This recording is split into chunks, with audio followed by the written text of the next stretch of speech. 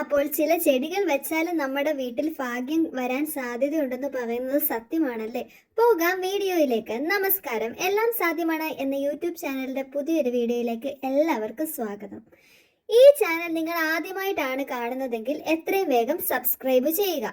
എന്നതിന് ശേഷം വീഡിയോ മുഴുവനായി കാണുക. നിങ്ങൾക്കറിയണമെന്നുണ്ടോ വീട്ടിൽ ഭാഗ്യം കൊണ്ടുവരുന്ന ചെടികൾ ഏതൊക്കെയാണെന്നുള്ളത്?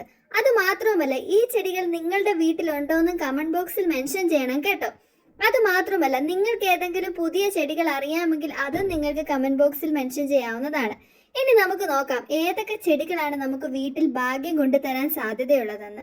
ആദ്യമായി പറയട്ടെ, ലക്കി ബാംബു എന്ന ചെടി നമ്മളുടെ വീട്ടിലേക്ക് പോസിറ്റീവ് ഊർജത്തെ വലിച്ചെടുക്കുകയും അതുമാത്രവുമല്ല ഇതുമൂലം ഐശ്വര്യത്തെയും സമൃദ്ധിയെയും വിളിച്ചു വരുത്തുകയും ചെയ്യും.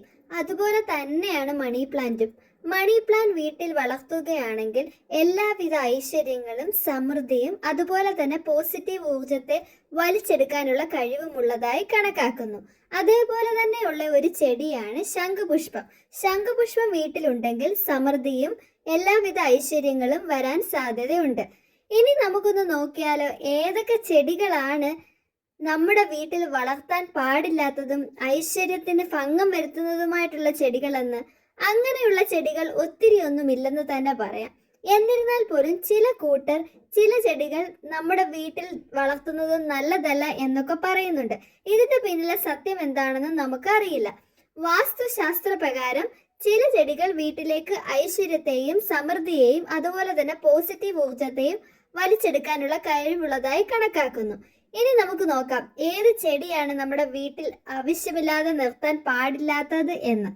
കള്ളിമുൾ ചെടി അഥവാ കാറ്റസ് പ്ലാന്റ് എന്ന് പറയുന്ന ചെടി പോസിറ്റീവ് ഊർജത്തെ വലിച്ചെടുക്കത്തില്ല, അതുപോലെ തന്നെ സമൃദ്ധിയും ഐശ്വര്യത്തിന് ഭംഗം വരുത്തും എന്നൊക്കെ നമുക്ക് കേൾവിയുണ്ട്. ഇതിന്റെ പിന്നിൽ സയന്റിഫിക് ആയിട്ടുള്ള ഒരു തെളിവുകളുമില്ല. എന്നിരുന്നാൽ പോലും പൂർവികർ നമുക്ക് സമ്മാനിച്ച ഒരു അറിവെന്ന രീതിയിൽ ചിലർ ഇത് കൈമാറി വരുന്നു എന്നതാണ് സത്യം. ഈ വീഡിയോ നിങ്ങൾക്ക് ഇഷ്ടമായെങ്കിൽ എത്രയും വേഗം ഈ ചാനൽ സബ്സ്ക്രൈബ് ചെയ്യുകയും ഈ വീഡിയോ ലൈക്ക് ചെയ്യുകയും ചെയ്യുക. ഇത്തരം ചെടികൾ നിങ്ങളുടെ വീട്ടിലുള്ളത് കൊണ്ട് എന്തെങ്കിലും ഗുണമുള്ളതായി നിങ്ങൾക്ക് തോന്നിയിട്ടുണ്ടോ? ഉണ്ടെങ്കിൽ കമന്റ് ബോക്സിൽ മെൻഷൻ ചെയ്യാവുന്നതാണ്. മറ്റൊരു വീഡിയോയുമായി നിങ്ങളുടെ മുന്നിൽ എത്തുന്നത് വരെ നന്ദി, നമസ്കാരം.